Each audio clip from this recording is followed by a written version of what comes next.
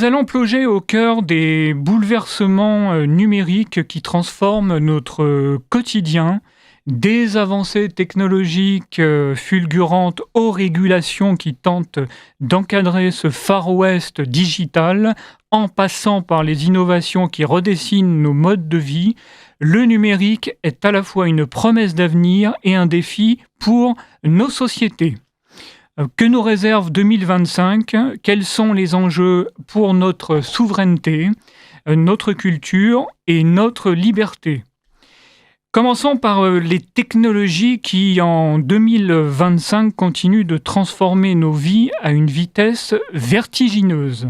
Cette année, plusieurs tendances se démarquent, portées par des avancées dans l'intelligence artificielle, la connectivité et la robotique. L'IA générative, l'intelligence artificielle générative, portée par des modèles comme ceux d'OpenAI ou de xAI, est désormais partout dans nos smartphones, nos voitures, nos outils de travail. Par exemple, le récent lancement de la GeForce RTX 5060, très précis, par Nvidia, qui est sorti d'ailleurs cette semaine, intègre des capacités d'IA pour optimiser les performances graphiques et offrir des expériences immersives dans les jeux vidéo et la réalité virtuelle. Mais au-delà du divertissement, l'IA soulève des questions éthiques. Les outils comme ChatGPT, etc., automatisent des tâches complexes, mais ils posent aussi la question du droit d'auteur et de la protection des données. En Europe, des voix s'élèvent pour demander une régulation plus stricte, notamment sur l'utilisation des données personnelles pour entraîner ces modèles. La 5G et les objets connectés, vers un monde, va-t-on dire, hyper connecté. La 5G, déployée à grande échelle en France, permet désormais de connecter des millions d'objets, montres intelligentes, aspirateurs robots, voire des implants médicaux. Selon par exemple Siècle Digital, la domotique et la robotique automatisent des tâches autrefois chronophages, libérant du temps pour les individus.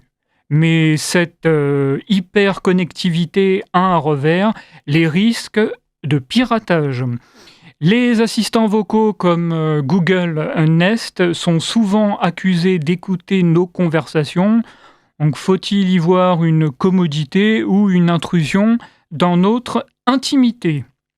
Tesla, avec son Cybertruck désormais repris par le constructeur après 1 an de blocage et les avancées dans la conduite autonome, incarne cette révolution. Les villes intelligentes équipées de capteurs 5G optimisent la gestion du trafic et des ressources.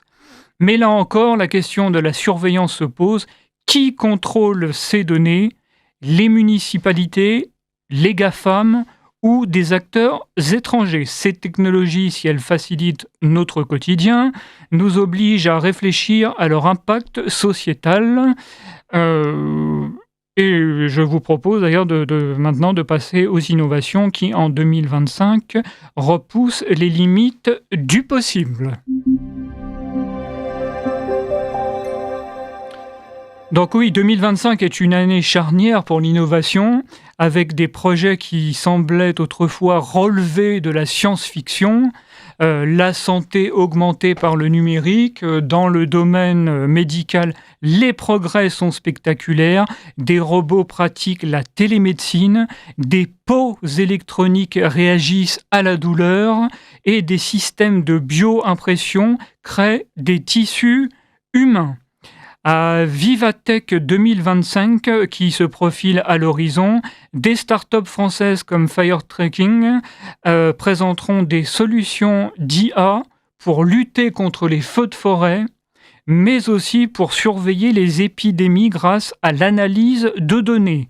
Ces innovations sauvent des vies, mais elle soulève des questions éthiques. Jusqu'où peut-on déléguer la médecine à des machines? Concernant le métaverse, bien que moins médiatisé qu'en 2022, continue de se développer discrètement. Les casques de réalité virtuelle, comme précisément WH-1000X M4 de Sony, intègrent, écoutez bien, des technologies immersives qui brouillent la frontière entre réel et virtuel.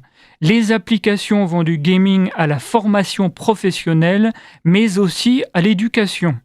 Imaginez des écoles où les élèves explorent l'histoire en immersion, comme ce projet de TF1 qui a reconstitué la Seconde Guerre mondiale grâce à l'IA et à la vidéo volumétrique. Pourtant, le risque d'addiction et d'isolement social reste une préoccupation majeure. Quant à l'impression 3D, jadis gadget, est désormais un outil industriel. Des startups produisent des objets de décoration, des prothèses médicales, voire des pièces pour l'aéronautique. En 2025, elle s'inscrit dans une logique d'économie circulaire, réduisant les déchets et les coûts. Mais cette démocratisation pose des défis. Comment éviter la contrefaçon ou la fabrication d'objets illégaux comme des armes? Ces innovations, si elles ouvrent des perspectives enthousiasmantes, nécessitent un cadre. C'est là qu'interviennent les régulations, dernier pilier de notre chronique. Donc les régulations gardiennes ou freins à l'innovation, le numérique par sa nature transnationale échappe souvent au cadre juridique traditionnel. En 2025, les régulations tentent de rattraper leur retard avec des résultats contrastés.